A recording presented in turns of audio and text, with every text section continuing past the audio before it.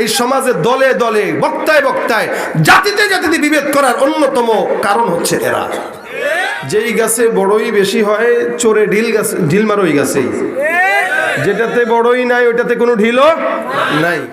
যেই ঘরে সুন্দরী মেয়ে থাকে লম্পটের চক্ষু ওই ঘরে যায়।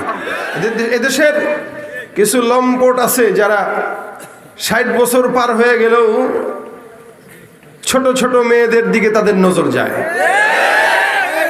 বিয়েও করে আবার নষ্টামিও করে সবার সামনে আইসা। তো এই লম্পটের নজর কেন গেছে? বলে ঘরে মেয়ে আছে তাই, ঠিক না? ঘরে যদি যুবতী মেয়ে থাকে লম্পটের নজর যায়। ইমানদারের বডিতে যদি ইমান থাকে তো চোরের নজর যায়। চোরটা কে? বলে শয়তান। কে? ইমানদারের বডিতে যদি ইমান থাকে তো শয়তান চোরের নজর যায়। এই কারণে ইমানদার যেন তার ইমানটাকে টিকায় রাখতে পারে তো আল্লাহ পাক জায়গায় জায়গায় ইমানদারদেরকে ওয়াজ করছেন। কেন? ইমানদারদেরকে ওয়াজ করা দরকার, সতর্ক করা দরকার, যাতে এরা কোনোদিন বিপদগামী না হয়।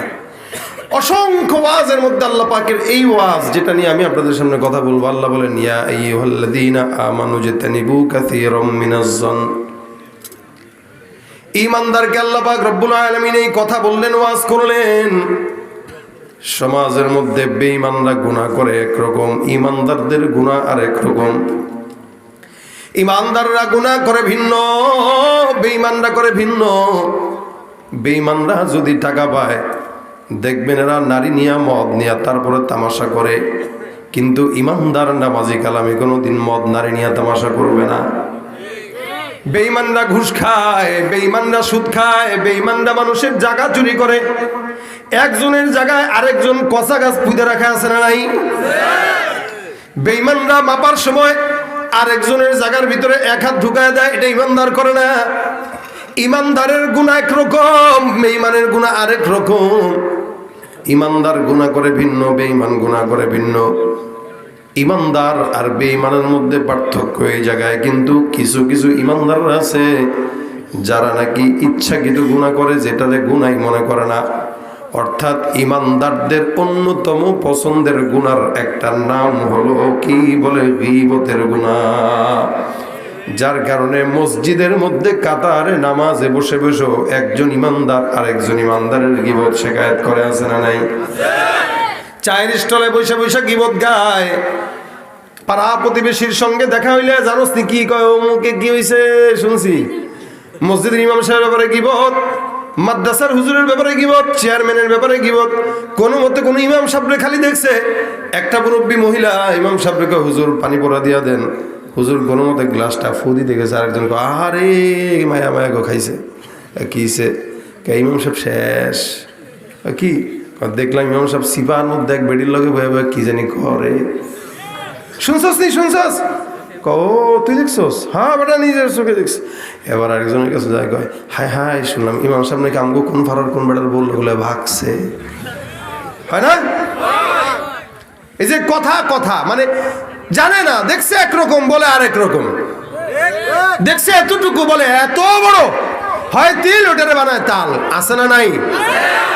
বান্দা এগুলো শেখায়, এগুলা গীবত, আরেকজনের অগোচরে অন্যের দোষ চর্চা।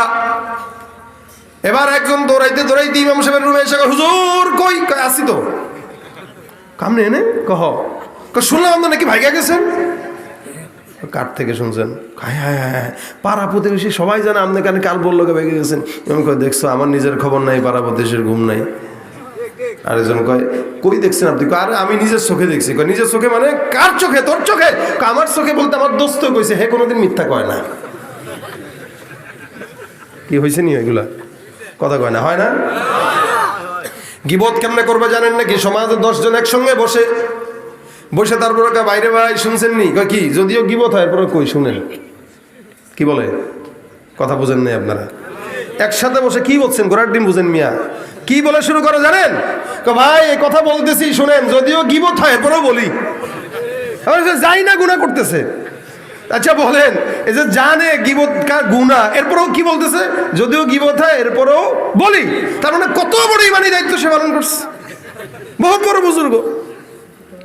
একজন আরেকজনের বিরুদ্ধে কথা বলে, শেকায়ত করে, গীবত করে। নবী করিম সাল্লাল্লাহু আলাইহি ওয়াসাল্লাম বলেন, কেউ তো আছে শুনে যা সেটাই বলে, ওই যে বললাম ইমামের ঘটনা। এরকম করে রাসূল বলেন, কাফা বিল মারই কাযিবান আইয়ুহাদ্দিসা বিকুল্লি মা সামিআ। একজন বান্দা মিথ্যাবাদী হবার জন্য এতটুকু যথেষ্ট, যেটাই শুনে ওটাই জবান দিয়ে বলে।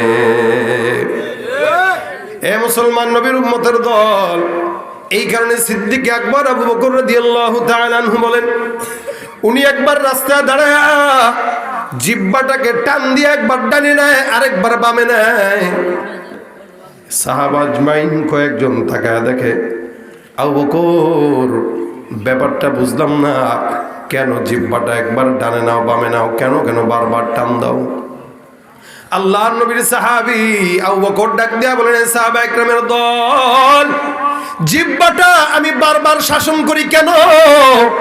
জমিনের মধ্যে যত মানুষকে বিপদে পড়তে দেখলাম, তাদের জিহ্বার কারণে বিপদে পড়তে দেখলাম। এই সমাজে অধিকাংশ মানুষ যারা শুধুমাত্র বিপদের মধ্যে পড়ে তাদের জিহ্বার কারণে, কারণ কথা বলার সময় খেয়াল করে না, যা মন চায় তাই বলে, যা মন চায় তাই পেছ লাগায়। এই সমাজের যতগুলো মানুষ সম্মানিত অসম্মানিত হয়েছে, বিপদের মধ্যে পড়েছে, এরা শুধুমাত্র তাদের জবানের অসতর্কতার কারণেই সম্মানিত হতে পারে না। শুধুমাত্র জিহ্বা উল্টা পাল্টা কথা কয়, জিহ্বা যা মন চায় তাই কয়। চামড়ার জিনিস তো ট্যাক্স দেওয়া লাগে না। আল্লাহ যদি কইতে পারে একটা কথা বললে 2 টাকা মিনিট ফ্রি, প্রত্যেক মিনিটে 2 টাকা, প্রত্যেক মিনিটে 2 টাকা ফি দিবি। জবান দিয়ে কথা বলার আগে 14 বার চিন্তা করবো, বলবো কি বলবো না, ঠিক কিনা? মালিক তো এটাকে ফ্রি লাগাই দিছেন, কথা বলতে টাকা লাগে না। আরে জিহ্বা যদি ব্যথা হইতো বক বক বক বক এত করতো না, কিন্তু আল্লাহ পাক পেটে ব্যথা দিছে। পেট ব্যথা হয়নি? মাথা ব্যথা হয়নি? চোখ ব্যথা করে কি করে না? মাঝে মাঝে কানের ভিতরে ব্যথা হয় কি হয় না? বুক ব্যথা করে কি করে না? পিঠের মধ্যে ব্যথা আছে না নাই? পা ব্যথা হয় কি হয় না? একটা জিনিস যেইটা জিহ্বা, এই জিহ্বা কোনোদিন ব্যথা করছেনি নাকি? আল্লাহ ও ও বড়টা হয়েছে এরকম সব ব্যথা, জিহ্বা ব্যথা নাই। এজন্য বান্দার যা মন চায় তাই